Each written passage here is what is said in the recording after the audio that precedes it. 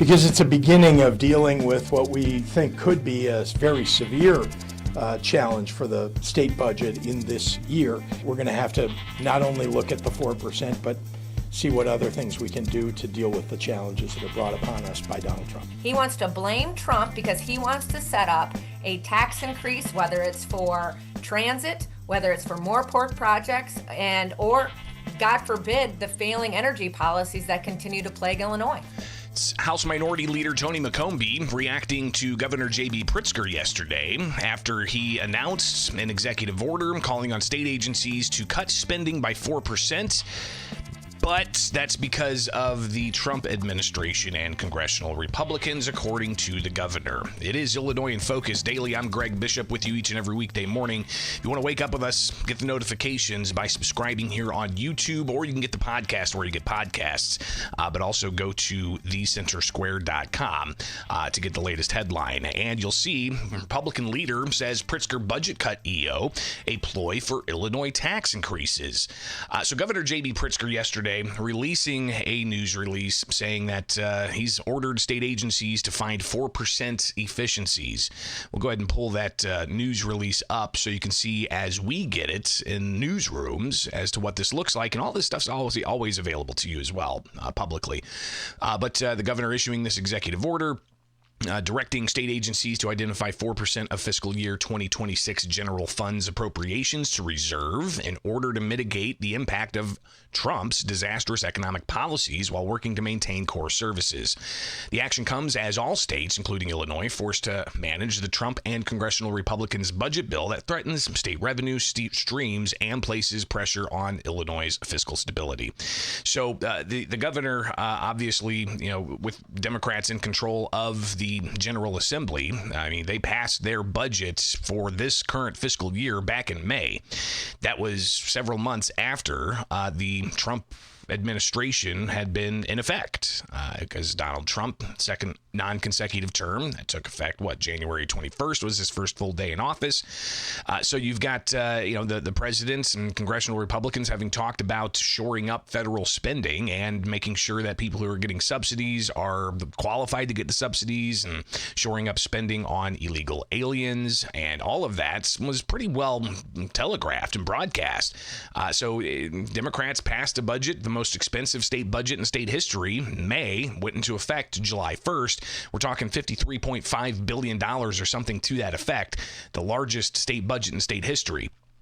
So the governor yesterday announcing this particular plan, and he was at an unrelated event yesterday, and he talked about the executive order, why it's necessary. Thing that we do all the time when we want to make an emphatic effort to accomplish something.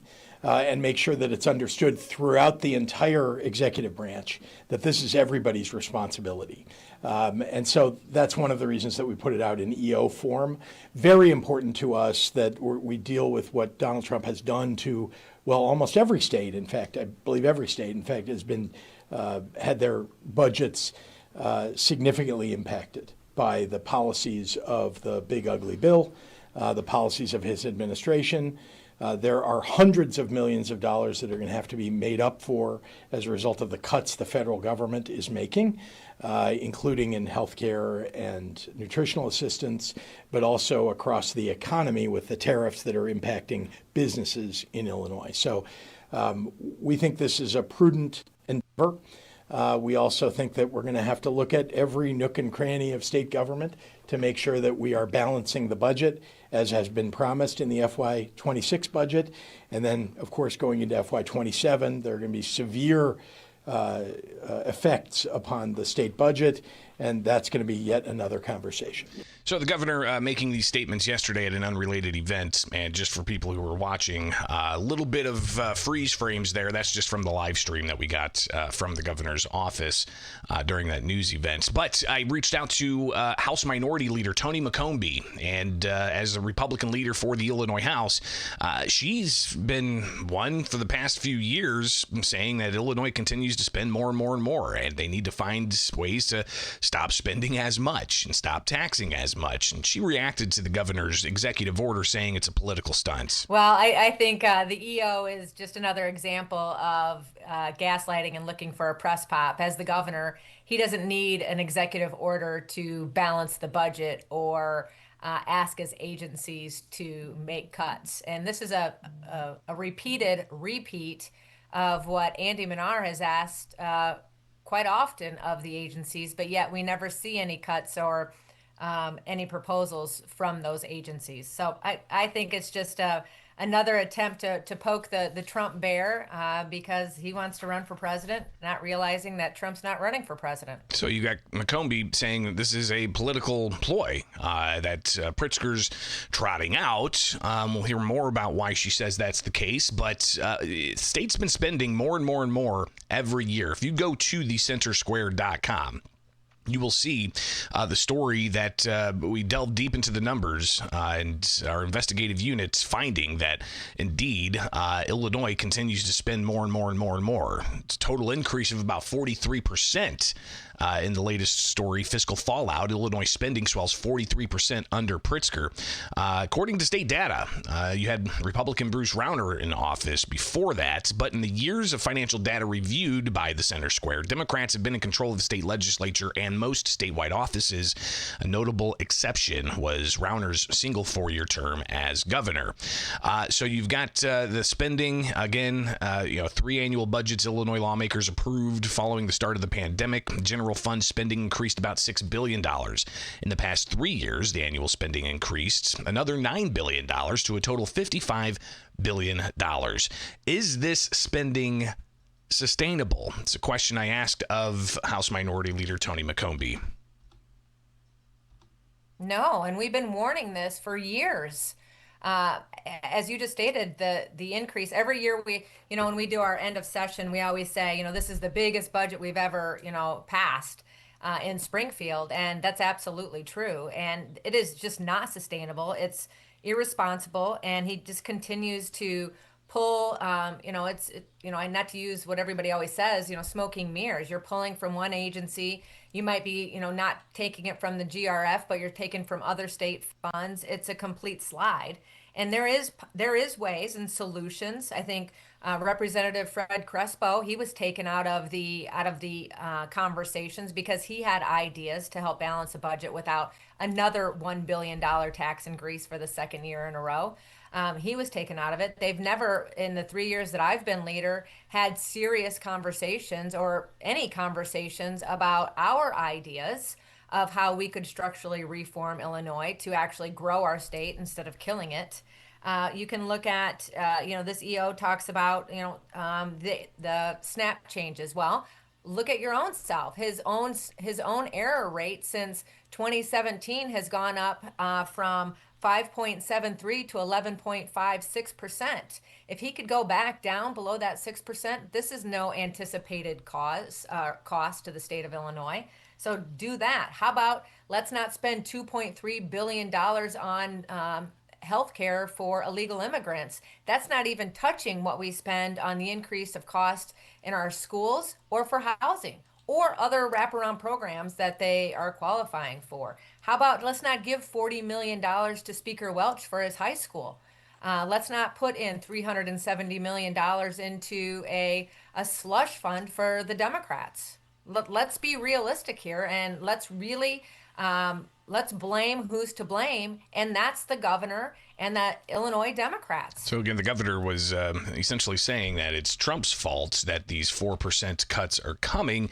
But yesterday, the governor was asked, why 4%? Why is that the number in your executive order? Because it's a beginning of dealing with what we think could be a very severe challenge for the state budget in this year. Remember, we can only identify what we know. Here's something that I'm very concerned about, which is that the budget is affected vastly by the economic situation of the country. And we're already seeing that states like Iowa are in recession. We're doing okay in Illinois right now, But I can't believe that when we see lots of other states that are severely negatively impacted by the president's policies and the economies of their states are affected, that they're not also going to see a deterioration of revenues. So we don't know what's going to happen for Illinois. We certainly have brought a lot of new companies and jobs to the state. But if we get a recession, and I'm hoping we don't, but if we see one, and it seems like others are experiencing it, then we're going to have to not only look at the 4%, but see what other things we can do to deal with the challenges that are brought upon us by Donald. So it could be even steeper, the governor is hinting at, as to the cuts in Illinois government. But again, if you look at the amount of spending the state has had, just under Pritzker's terms, if $16+ billion increase in spending, it's like a 40+% overall increase. And people are in the live chat saying they can't fathom $55 billion. Guys, I hate to burst your bubble here, but that's just the amount of state spending, state tax dollars that goes into the budget. That is not the federal dollars that come to Illinois pass through. When you add all that together, it's $100+ billion. And some of the figures I've seen over the past few years, we went from spending a total of $90 billion, that's state and federal dollars, like 12, 14 years ago, $90 billion to now we're spending $190 billion every year for Illinois government in state and federal tax dollars. So just wanted to make sure you guys understand when we talk about the overall state budget and what exactly it is. But is the overspending over the years, as some may characterize it, or the increased in spending, which is just plain on its face, is that sustainable? And is that a symptom of Trump? Is Trump responsible for the level of state spending in Illinois and the economy under Trump? Is that going to lead to fewer tax dollars coming into the state of Illinois? Tony McCombie says you can't blame Trump. No, absolutely not. And when you blame Trump and the big, beautiful bill, we don't know. And it's certainly not going to affect right now. Those dates are pushed out. We could actually see a net gain on some of these policies, but not willing to even suggest that. They should be happy about those changes because it's more money they can stick into Dem districts if they so desire. This has been, Illinois Democrats are willing to burn down our state of Illinois. Just look back when I first came into office in 2017 with the budget impasse. They blamed the Republican governor. The Republican governor cannot call a budget to the House or Senate floor. That's the leaders of the majority party. They didn't even call the budget for a vote. They could have done that, but no, they were willing to burn down the state of Illinois because they wanted to raise taxes. And this is exactly what this is. He wants to blame Trump because he wants to set up a tax increase, whether it's for transit, whether it's for more port projects, or God forbid, the failing energy policies that continue to plague Illinois. I was on the ground whenever that 2.5-year budget impasse happened. And gosh, there were days where I was working 3 weeks in a row, waiting outside the office of the governor, Bruce Rauner at the time, waiting for the House Speaker, Michael Madigan at the time, and the Senate President, John Cullerton at the time to come out. And it was it's quite chaotic. But in the numbers we reviewed, that budget impasse, the state only spent $60 billion.